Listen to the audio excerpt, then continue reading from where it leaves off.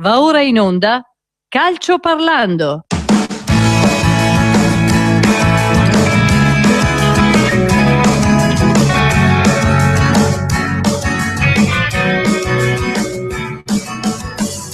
Una telefonata intercettata,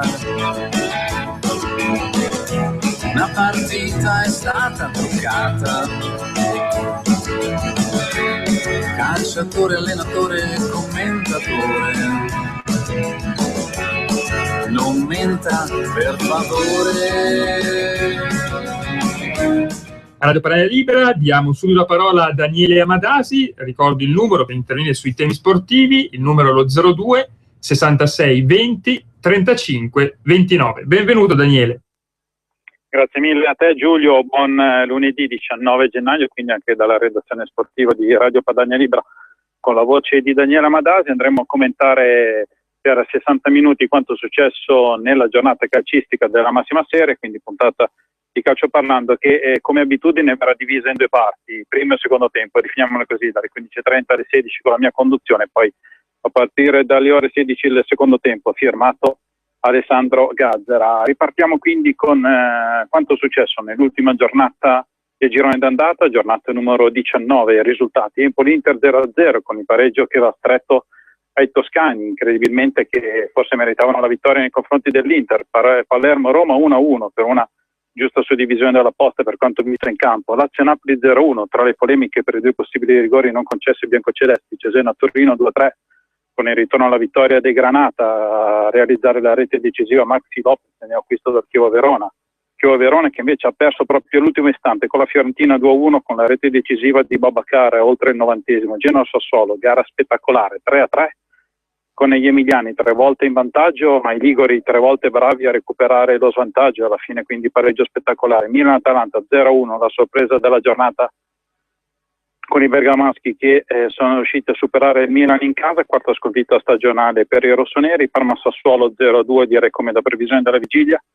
Udinese-Cagliari 2-2 con i Cagliari che è andato in vantaggio 1-0, Udinese è ribaltato sul 2-1, ma poi allo scadere è arrivato il pareggio della formazione isolana. Infine nel posticipo serale al Juventus Stadium Juve e la Verona 4-0, quindi il Verona nel giro di 72 ore è riuscito a prendere 10 gol dalla Juventus, sia unico Italia 4-0 ieri per i bianconeri, doppietta di Tevez, sempre più capocannoniera, quota 13, seguito da 10 da Dybala, Higuain e Icardi. Classifica che vede quindi la Juventus guidare con 46 punti a più 5 sulla Roma, Sampdoria e Napoli 33, Lazio 31, Fiorentina 30, Genoa 28, Inter, Milan e Palermo 26. Se il campionato fosse finito adesso Inter e Milan non sarebbero neanche qualificate per l'Europa League. Sassuolo 25, Udinese 24, Torino 22, Hellas Verona 21, Atalanta 20, Empoli 19, Chievo Verona 18, Cagliari 16, Parma e Cesena a 9 punti, Parma però anche uno di penalizzazione. Prossimo turno di campionato sabato 24, domenica 25, lunedì 26, quindi direi formato ultra spezzatino con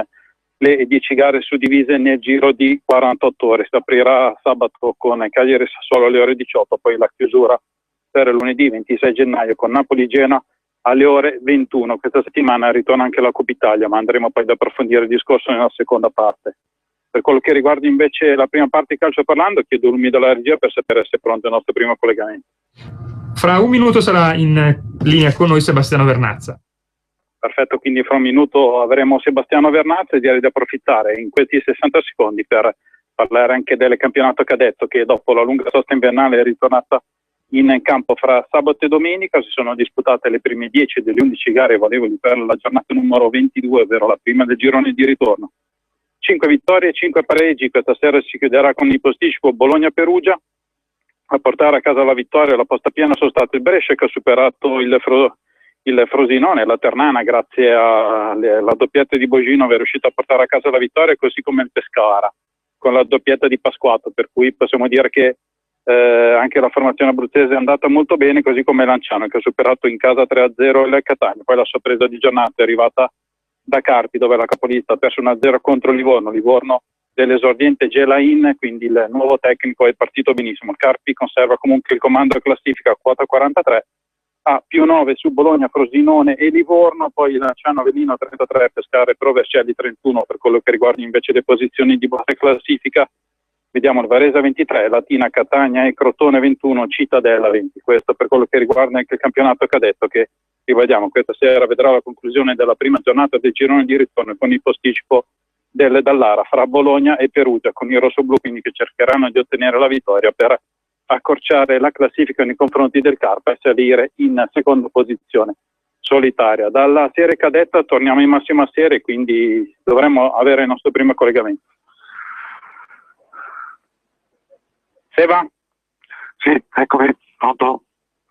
Perfetto, abbiamo in linea con noi quello che oramai viene conosciuto soltanto come Seba, però il suo nome è Sebastiano, cognome Vernazza, giornalista della Gazzetta dello Sport, oramai è diventata la prima firma soprattutto con le pagelle. Seba, con te vorremmo cercare di analizzare un po' le problematiche di Casa Milano, perché siamo soltanto alla conclusione del girone d'andata, però la classifica dice che Inter e Milan sono addirittura fuori anche dalla zona Europa League. Sì, ma anche devo dire che in questo preciso istante mi sembra che il Milan sia messo peggio dell'Inter. Se non altro l'Inter, come dire, adesso ha un'idea chiara di progetto, ha affidato la squadra Mancini che ha fatto delle scelte precise, ha imposto alla società soprattutto di rinforzare la squadra con dei giocatori precisi da lui indicati. E adesso, al di là del passo falso di Empoli, il mezzo passo falso, un pareggio a Empoli, credo che l'Inter comunque abbia davanti a sé per quest'anno discrete prospettive. Per discrete intendo una qualificazione all'Europa, cioè l'Europa League, che già c'era quest'anno, che appunto l'Inter spera comunque di confermare anche per l'anno prossimo. Per il terzo posto la vedo più dura, perché il Napoli ieri insomma ha mandato un segnale molto forte vincendo a Roma con la Lazio, e credo che sia favorito il Napoli per il terzo posto, per i preliminari di Champions. Il Milan il discorso è diverso. Il Milan è una squadra in totale confusione, ha un allenatore che gioco forte, causa età, causa esperienze pregresse, non ha lo stesso suore di Mancini, è un allenatore in formazione che sta facendo i lavori di crescita. Soprattutto il Milan però ha una rosa, come dire, che è una specie di ibrido, cioè composta da un sacco di gente presa non per scelta tecnica o tattica, ma presa perché costava poco, perché c'era l'occasione, e quindi insomma questo alla fine lo paghi. Assolutamente, andiamo velocemente anche alla lettura dei tre principali giornali. La Gazzetta dello Sport, il tuo giornale, va a titolare Inzaghi sotto tiro, l'Atalanta apre la crisi, Milan ira Berlusconi, poi il titolo massimo vantaggio, Pogbume Stratevez, fuga Juve ora a +5, poi il titolo sul Napoli, un pepito d'oro, oppure la Samp dice 33, record per i punti fatti dalla formazione blu cerchiata. Tutto Sport invece dà spazio logicamente alla Juventus, ciao tutti, Juve +5, Maxi Toro per celebrare il ritorno alla vittoria di Granata, mentre Tutto Sport titola Milan allo sbando. Infine andiamo a leggere anche quanto riportato dalla prima pagina del Corriere dello Sport. Juve da paura +5, Napoli Festi Higuain è un gol da Champions, e Milan perde ancora la rabbia di Berlusconi. Letti vari titoli, bene o male direi che celebrano di fatto il tentativo di fuga dalla Juventus e la crisi di Casa Milan, e rimaniamo su questo secondo punto. Questa mattina alle 10:30 a Milanello c'è stato un incontro tecnico, si è presentato Galliani, ha parlato per un'ora e mezza alla squadra e c'era logicamente anche l'allenatore Inzaghi. Poi a pranzo si è visto con direi la famiglia Berlusconi per fare un certo punto. Vista la situazione ti chiediamo, il Milan comunque è un allenatore giovane, sta pagando dazio non soltanto per colpe sue, però c'è anche un altro allenatore che a libro paga. È fantacalcio dire che se il Milan continuasse a non ottenere risultati con Inzaghi potrebbe essere richiamato Seedorf alla guida dei rossoneri, Sebastiano?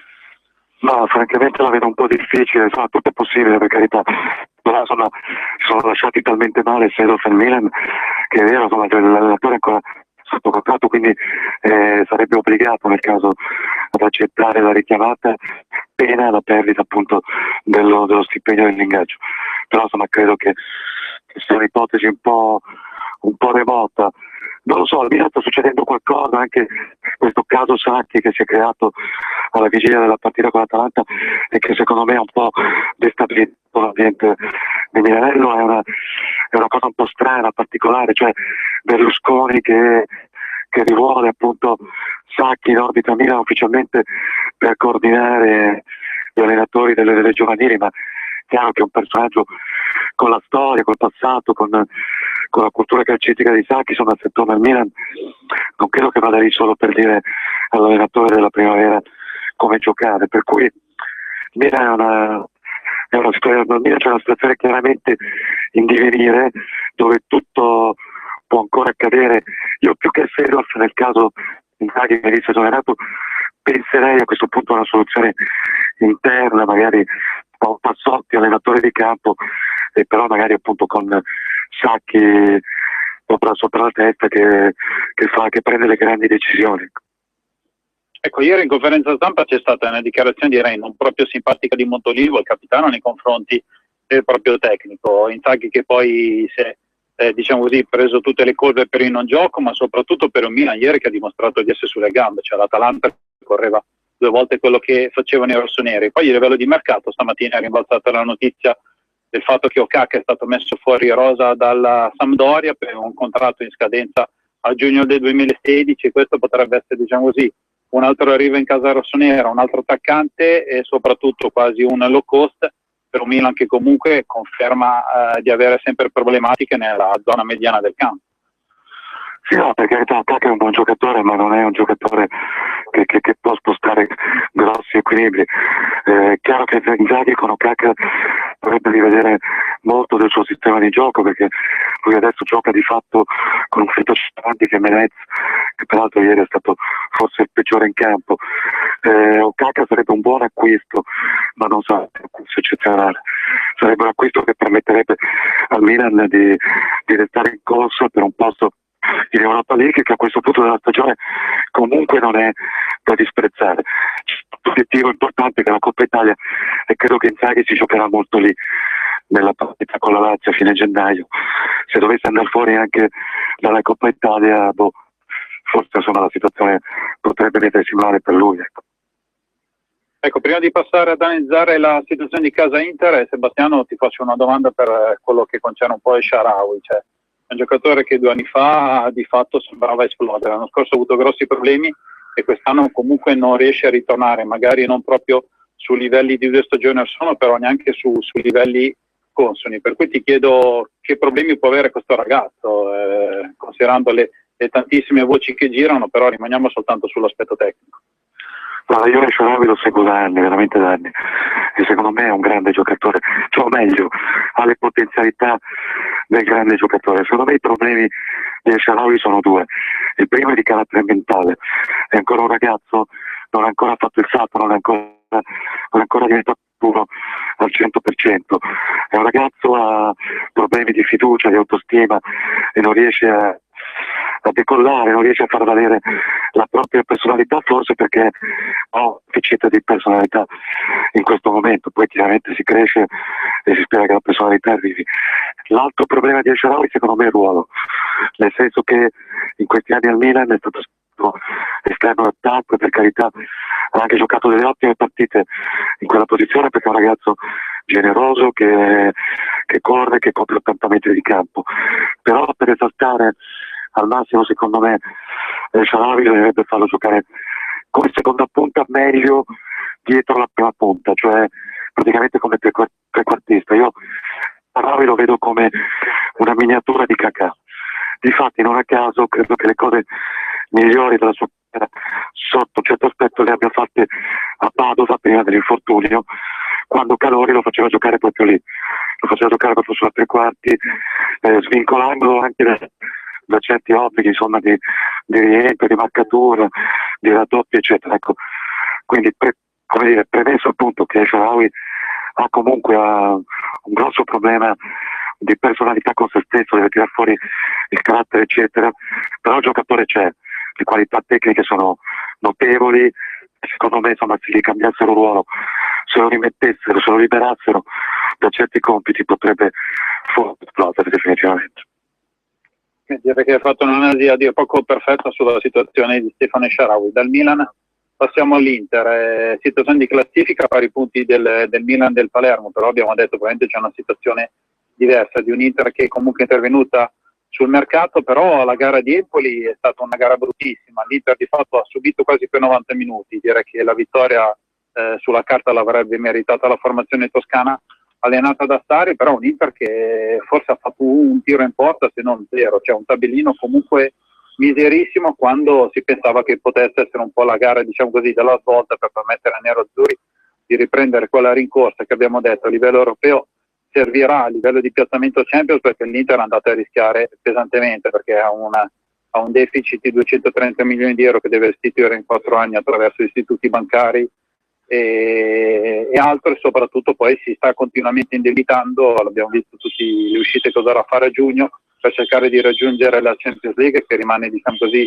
l'ultima salvatezza, cioè l'ultima situazione di salvataggio, scusate, proprio per quello che concerne la situazione economica. Sì, è chiaro che se l'Inter non raggiunge la Champions League deve vendere alcuni dei suoi pezzi pregiati, Icardi, poi forse Andanovic, forse Kovac.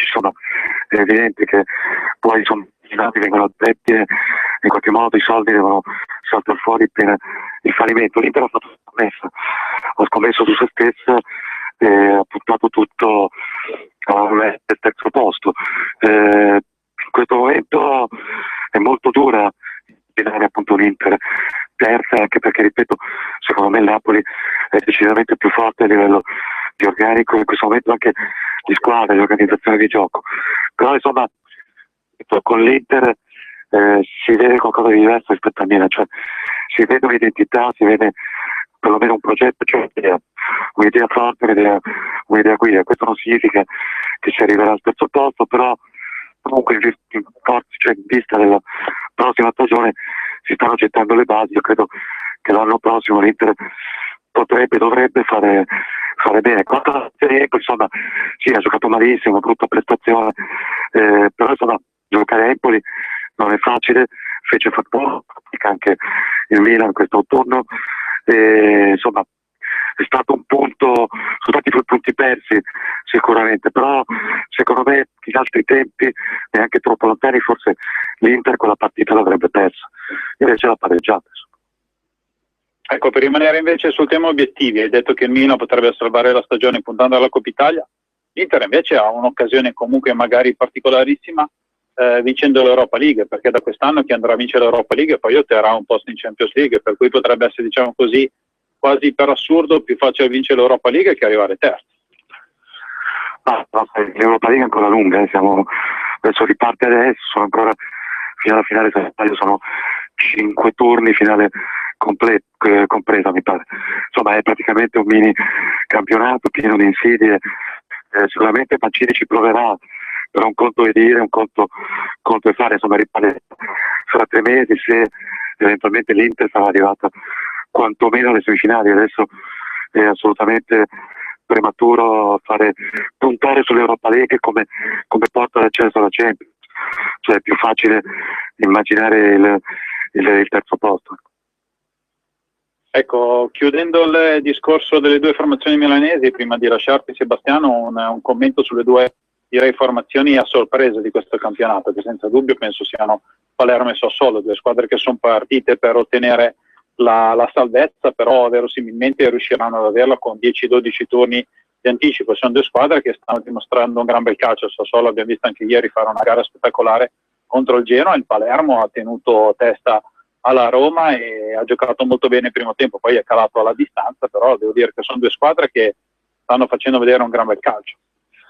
Sì, il Palermo, come dire, dipende molto dai due attaccanti, cioè Dybala e Vasquez, sono loro che hanno fatto la differenza finora, perché praticamente non ricordo esattamente le cifre a memoria, ma credo che siamo tra assist e gol siamo circa l'80-90% del fatturato del Palermo.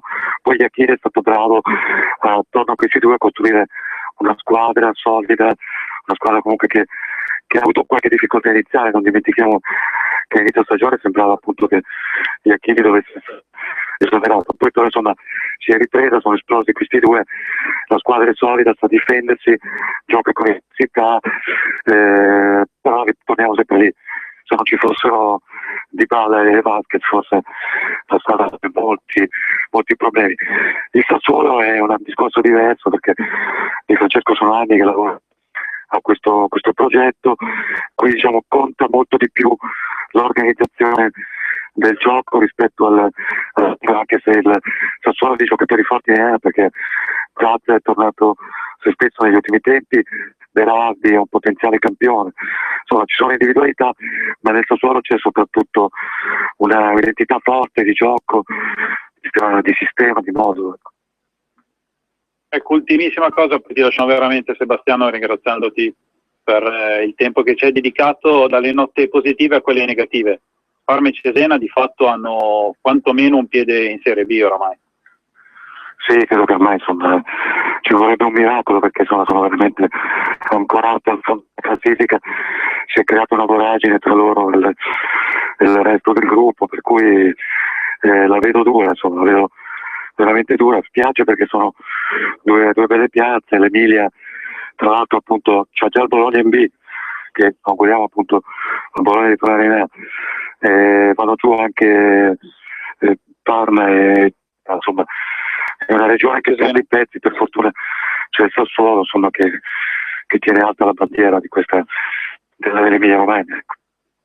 Ecco, vedremo magari in caso di retrocessione di Parma e Cesena se potrebbero essere rimpiazzate nella massima serie da Carpi e Bologna, che attualmente ricoprono anche i primi 2 posti del campionato cadetto. Sì, anche questo è vero. Avevo dimenticato il Carpi, in effetti, che è leader in Serie B, anche se ieri ha perso. Sì, in effetti sarebbe curioso se andassero giù 2 Emiliano Romagnole e venissero su 2 Emiliano, insomma, sarebbe il ricambio perfetto.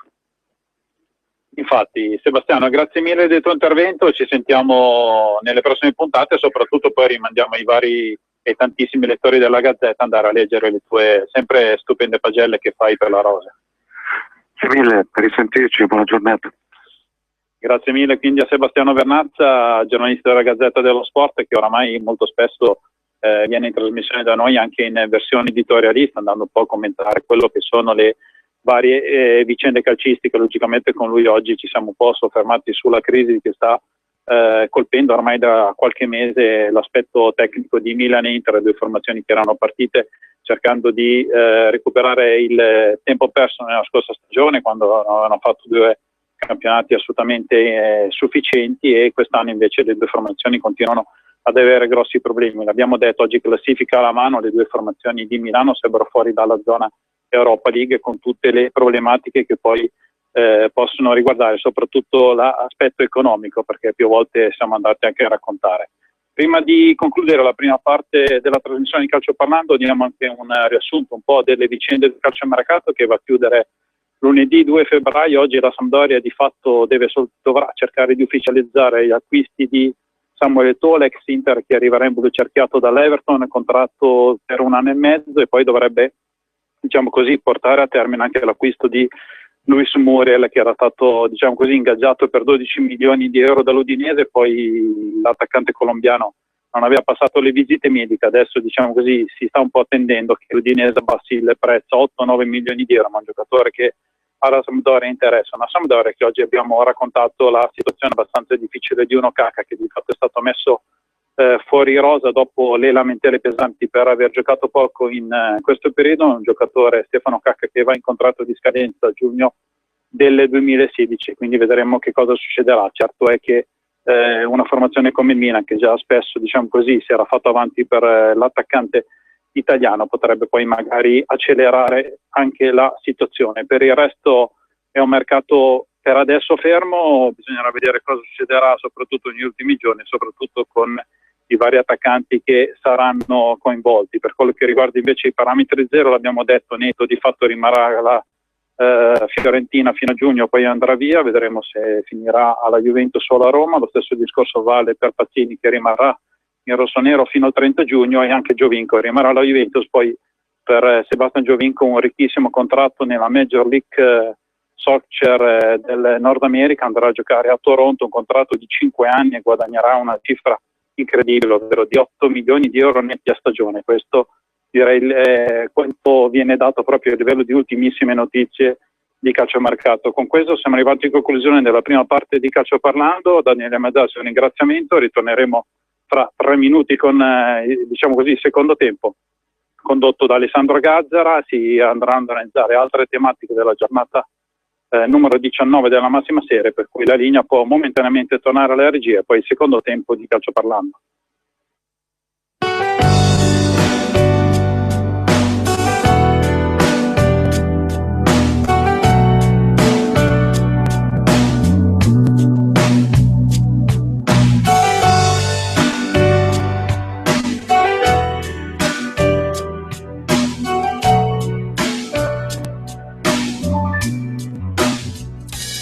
Posso non dire tante cose, per esempio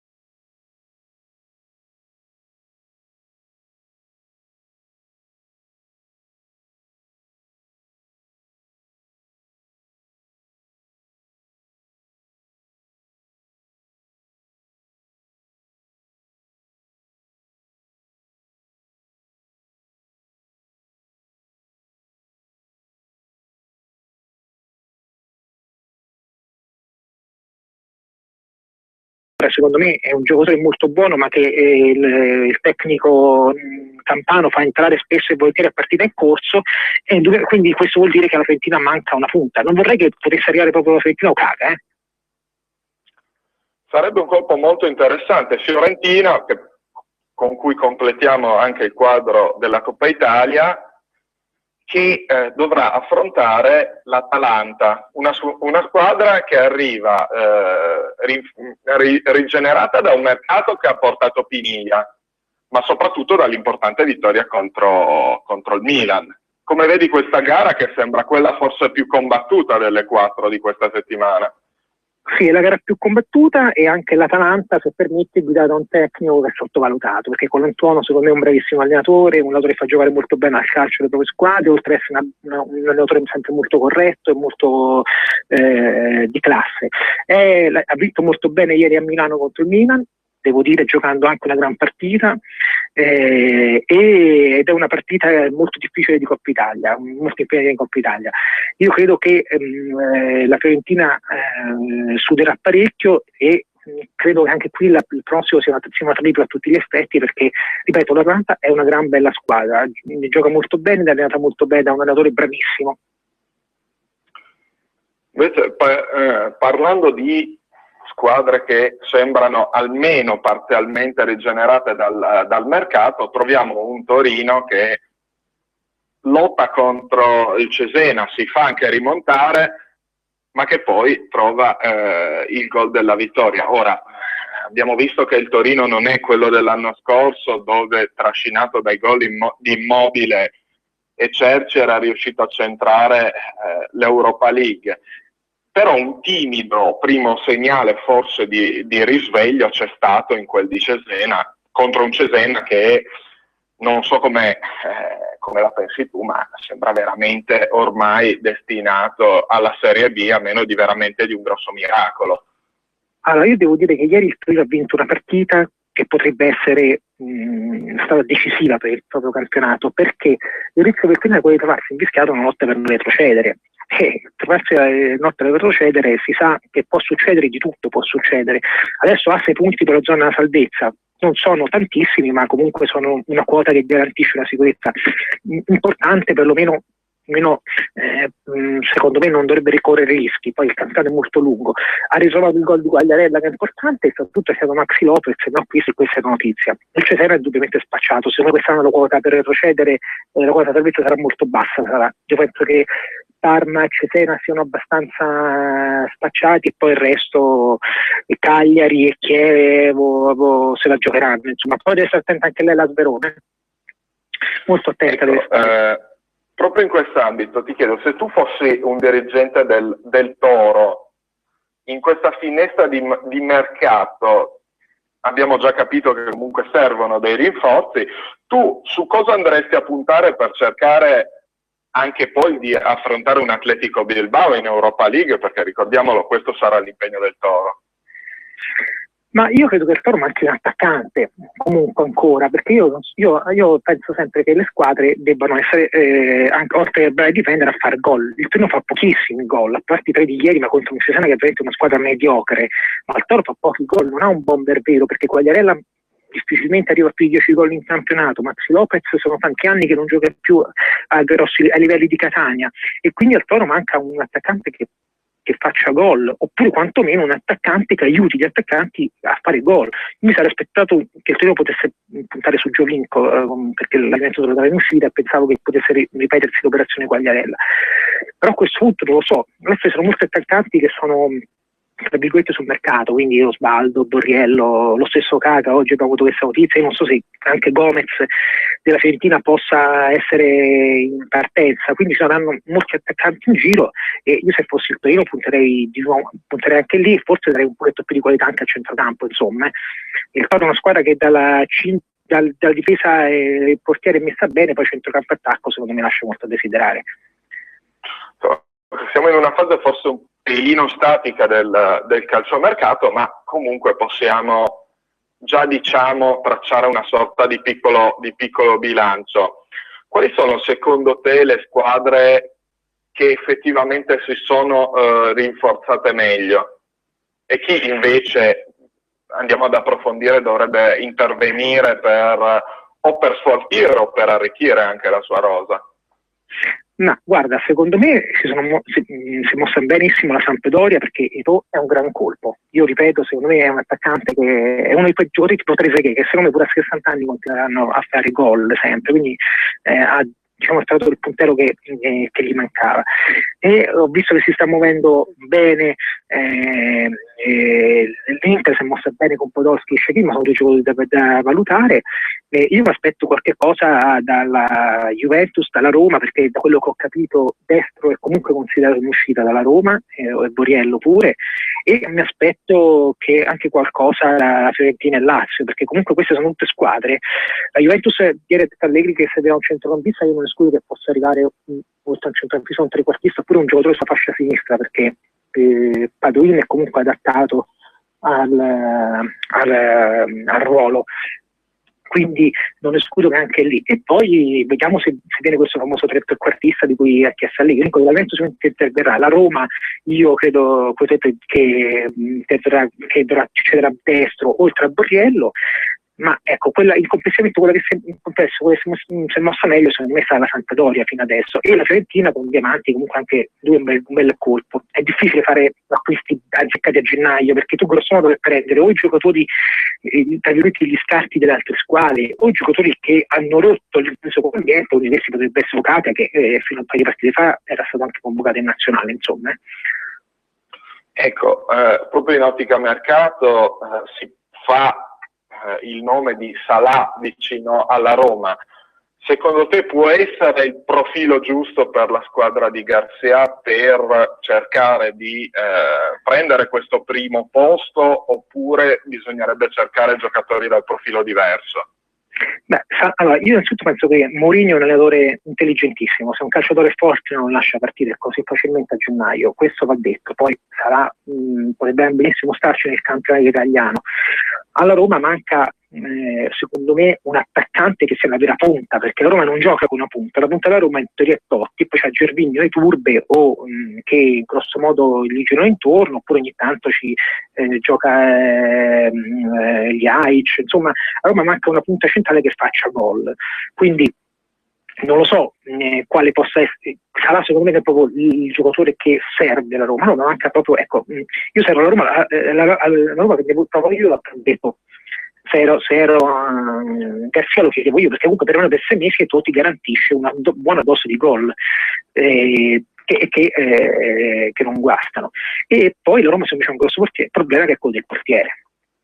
Sicuramente non è da non si risolverà adesso, ma a giugno, perché De Santis comunque quest'anno ha sulla coscienza sicuramente un po' di punti. Ecco, proseguendo anche sempre nel discorso di mercato, ieri insomma Pogba alla risposta alla domanda quanto vale, lui ha risposto io valgo 0, ma quanto effettivamente può valere un giocatore come Paul Pogba quando poi al di fuori dell'Italia vediamo spesi 50 milioni per David Luiz, i 100 milioni di Bale e i 100 milioni di Bale? Beh, devo dire che Pogba ieri si è capito che gioca con un grande club, soprattutto che il club sia un grande spogliatoio, perché ha dato delle risposte veramente molto umili e credo che i vari Buffon, Pirlo e Chiellini l'abbiano tenuto sotto la loro ala protettrice. Certo che Pogba ha un valore importante, perché è un giocatore che giornata dopo giornata gioca sempre meglio, è sempre più decisivo, segna sempre più gol. È un giocatore che ha, oltre ad avere un gran fisico, ha anche una gran classe, una bellissima tecnica. Ma noi vediamo fare giocate a Pogba che nessuno si aspetterebbe un giocatore alto così, e comunque è ancora giovane. Pogba è giovanissimo, quindi ha dei margini di crescita importanti. Io credo che la Juventus non lo meriterà nel 2015 o nel 2016. Ecco, perché nel 2015 non ci sono campionati europei, non ci sono campionati del mondo, quindi ragazzi secondo me nel 2016 e poi mette il prossimo anno sacrificare Vidal. Io penso che se possa essere questa la strategia della Juventus, sacrificare Vidal e fare una plusvalenza con Llorente, Ecco, parlando invece della prossima giornata di campionato, tu giustamente anticipavi prima della trasferta in terra fiorentina per la Roma, la Juventus invece affronterà il Chievo. È una giornata di grandi intrecci perché la Fiorentina comunque riceve la Roma ed è interessata alla corsa per il terzo posto, e allo stesso modo nella lotta Champions League non si può non mettere la partita del Napoli contro il Genoa e quella della Sampdoria a Palermo, quindi cominciamo già ad entrare in una fase dove ogni punto è fondamentale. Io ti chiedo, se la Juventus vincesse e la Roma non riuscisse ad andare oltre il pareggio, può essere questa la fuga decisiva per la Juventus? Io in teoria credo di sì, perché se la Juventus dovesse vincere potrebbe andare a più 8 o a più 7, dipende da quello che farà la Roma. Io credo di sì, perché la Juventus, quando ha perso soltanto una partita nel generale data, vedo difficile che possa perdere 8 punti, quindi 9 punti considerando lo scontro diretto poi durante il girone di ritorno. Lo vedo molto difficile. Io ripeto, se fosse Roma starei più attento a quello che succede alle spalle, perché questa Roma è in grande crisi, è una squadra che non riesce ad approcciare bene le partite, che entra sempre in campo e dopo poco subisce un gol, quindi la Roma deve stare attento a quello che succede proprio alle spalle, perché Napoli e Sampdoria sono di rincorsa, stanno giocando bene e comunque sono squadre che stanno facendo un grosso campionato, e io penso che Napoli fa anche qualcosa anche durante il mercato, e poi deve stare attenta la Roma, insomma, perché certamente domenica ha una partita difficilissima su un campo da sempre difficilissimo, e soprattutto poi ha in settimana anche la Coppa Italia, quindi ha un doppio impegno che comunque potrebbe anche gravare sul fisico di alcuni atleti, insomma. Ecco, io in ambito di Napoli ti chiedo ancora questa curiosità, perché insomma abbiamo visto il Napoli che ha comprato Gabbiadini, presentato Gabbiadini come l'uomo in grado di risolvere certi problemi in attacco per la formazione partenopea. Il problema però è che i minuti di Gabbiadini giocati sono ancora veramente, veramente molto pochi. Secondo te come mai? Io penso che Benitez sia allergico ai calciatori italiani. Credo che abbia, perché sostanzialmente tutti i calciatori italiani del Napoli, lui a parte Insigne, sono stati tutti mandati via, quindi l'anno scorso ti parlo di Cannavaro, insomma, io penso che ci sia che abbia qualche difficoltà anche all'epoca dell'Inter, insomma, quindi non lo so. Gabbiadini, io credo che alla fine sia stata una grande operazione della Juventus, molto probabilmente quella di Gabbiadini al Napoli, perché per il momento non sta rendendo per quello che è stato pagato. Io se fossi stato Gabbiadini sarei rimasto alla Sampdoria, però, perché comunque andare a fare la riserva al Napoli, a questo punto mi sarei giocato il campionato della Sampdoria e poi fine campionato. Capitava, insomma. Ecco Luca, noi ti ringraziamo e ti salutiamo dandoti l'appuntamento sicuramente prossimamente qui su Calcio Parlando. Grazie Alessandro e grazie a tutti gli ascoltatori, un abbraccio, grazie a tutti. Un saluto caro Luca. Benissimo, dunque siamo in chiusura con la puntata di Calcio Parlando. Io vi ricordo il sito relativo alla nostra trasmissione calcioparlando.com, dove trovate tutti gli articoli sul campionato di calcio italiano, la Serie B, il calcio internazionale e il calcio mercato con i nostri bellissimi speciali. Regia, quanti minuti ho? E insomma siamo praticamente in chiusura. Io vi do solamente la notizia che la Juventus ha preso in prestito per quanto riguarda la sua primavera il terzino spagnolo Paul Lirola, classe 97 dall'Espanyol de Barcellona. Andrà ad aggregarsi alla primavera, c'è un diritto di riscatto per quanto riguarda questo giocatore, e che dunque raggiungerà il gruppo di Fabio Grosso, e quindi staremo a vedere se si tratterà dell'ennesimo colpo sui giovani ben riuscito dalla Juve. Dalla regia mi dicono quanti secondi ancora? 2 secondi. E allora ne approfitto per salutare tutti i radioascoltatori. Ciao a tutti e buona giornata con i programmi di Radio Padania. Avete ascoltato Calcio Parlando.